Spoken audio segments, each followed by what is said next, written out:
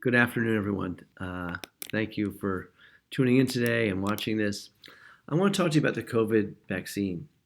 As you know, it's become more available over the past few weeks, and many of our staff have been able to take advantage of the opportunity to be vaccinated. So I thought I'd do a little quick town hall today to talk about the importance of getting the COVID vaccine. I know that we have some employees who are reluctant to get the vaccine for all sorts of various reasons. I hear a lot of misinformation out there about the vaccine, and that this information is being shared anecdotally and online. So I want to take some time to dispel a few of the most common concerns that I've heard from staff, or that I've heard from family and friends, or that I've heard by looking online on my newsfeed. So the first thing I hear a lot is that the vaccines are new, and we don't know how they will impact people in the long term.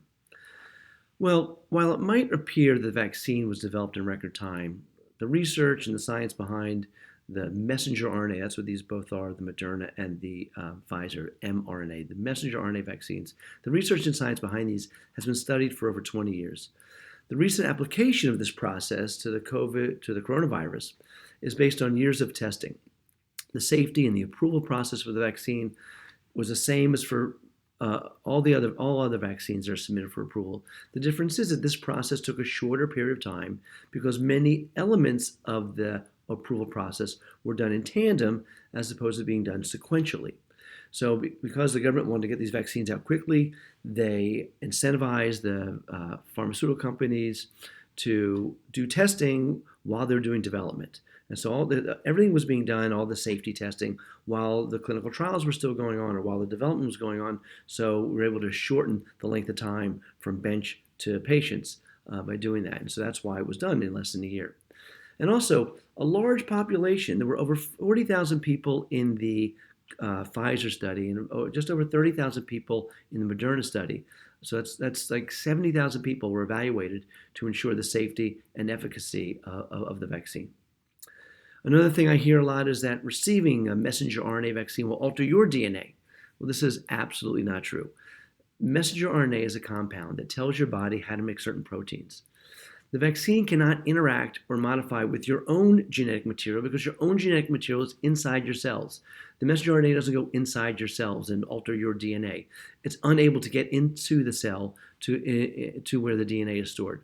Instead, the vaccine and the proteins that are made from this messenger RNA interact with your body's own natural immune system to create a very robust antibody response to COVID-19 without you getting sick. Receiving a COVID vaccine will give you COVID. Ridiculous.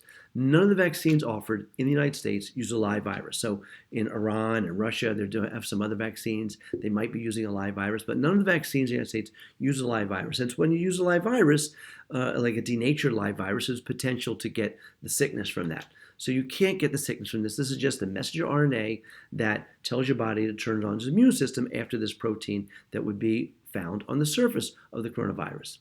If you get a temporary side effect from the vaccine, like arm ache or body aches or fever, it's usually a sign that your immune system is recognizing and fighting the virus by generating an immune response.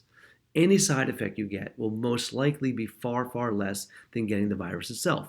We've had all of our physicians have been vaccinated. Many of our staff have been vaccinated, and I've talked to people who've been vaccinated. Most people get mild soreness at the injection site. We've had one staff member that got a little lightheaded and felt a little funky one day, but everyone has felt well and has had very, very minimal side effects.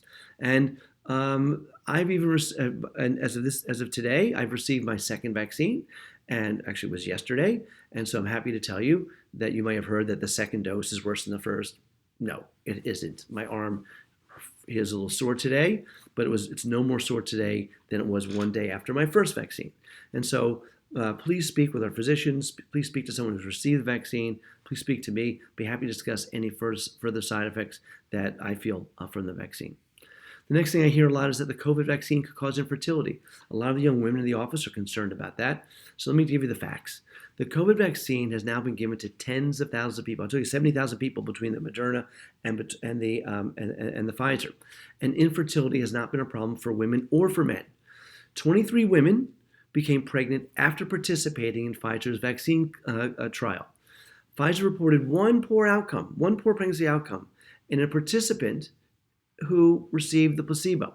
So she did not get the vaccine. She had a placebo and she had a poor outcome with her pregnancy. I'm not sure what happened. I think she had a miscarriage or something. But she didn't even receive the vaccine. So many women have gotten pregnant after receiving the vaccine, and it hasn't been a problem.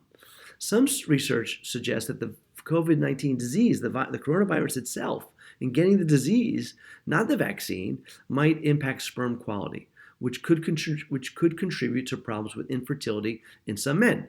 So vaccination against COVID-19 will, in fact, increase male fertility by preventing you from getting the COVID-19, of getting the coronavirus, and having that adversely affect your fertility. Next thing I hear, there's two vaccines made by different companies, Pfizer, Moderna, and some people think that one brand is preferred over the other. The fact is that these two different vaccines that are currently being offered is no different than vaccines in the past. We get the flu vaccine that comes out every year, and there's multiple companies that make the flu vaccine. There's multiple companies that make the measles vaccine. And we don't even know it. We don't even ask about it. The thing is that with the coronavirus and the COVID vaccines, we know what's going on. It's in the news all the time. We hear Moderna, we hear Pfizer. The public is very much aware of the vaccine options.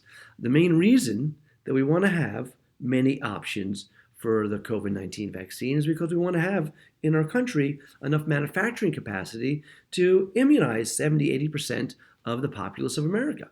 The differences between the two vaccines are basically negligible. They both work off the messenger RNA, but the Pfizer and Moderna have near equal efficacy rates. The Moderna vaccine is about 94.6%. The Pfizer vaccine is 95%. That's a rounding error.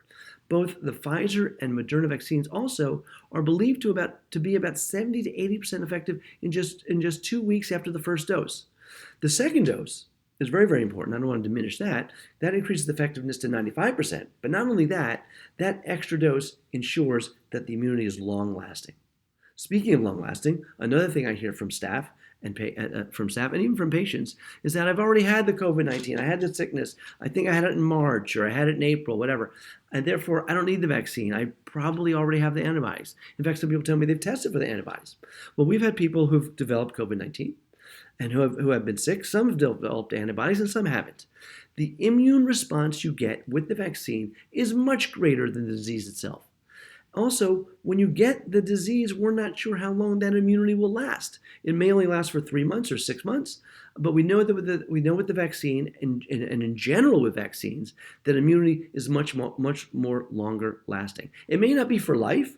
It might be for life. Some vaccines we get are for life. We don't know yet because it hasn't been around long enough, but we do know historically that with vaccinations, the immunity is stronger and it's more long-lasting. So let me leave you with one fact before I close this town hall out. As of yesterday, over 361,000 people have died in the United States thus far because of COVID-19. And yesterday alone was 3,664.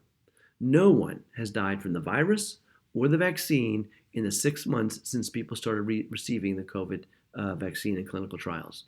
We've already had over 60 employees sign up to receive the vaccine. Over half have already received their first injection, and some of us have received our second. Some of the physicians have received their second already, and the rest are scheduled to get their second injection in a few weeks, and those that haven't received their first are being scheduled today and the next coming days. In fact, I spoke with St. Vincent's this morning, and they'll be contacting our staff today's Thursday, to facilitate the vaccinations at St. Vincent's Southside tomorrow. Some of our staff have gone to Orange Park today. They have a walk-in available. If you're a healthcare worker, just walk in there today or tomorrow and you'll get vaccinated. As healthcare workers, we have first priority. We're very lucky in that we have first priority in obtaining the vaccine. If you decide to wait, you'll be in this larger group of people, this group of part of the general population of people, and to be able to get your vaccine, you'll be much more inconvenienced. It's very easy and simple for us to do it now because we are healthcare professionals. But if you wait too long, and decide later, you'll be much more inconvenienced in your journey to be vaccinated. So if you have any questions, please don't hesitate to ask me or any one of our physicians. We're happy to talk with you and tell you how it's been going for us. And if you have any medical concerns, we're happy to discuss those with you as well. Anyway, thank you. Have a great day and stay safe.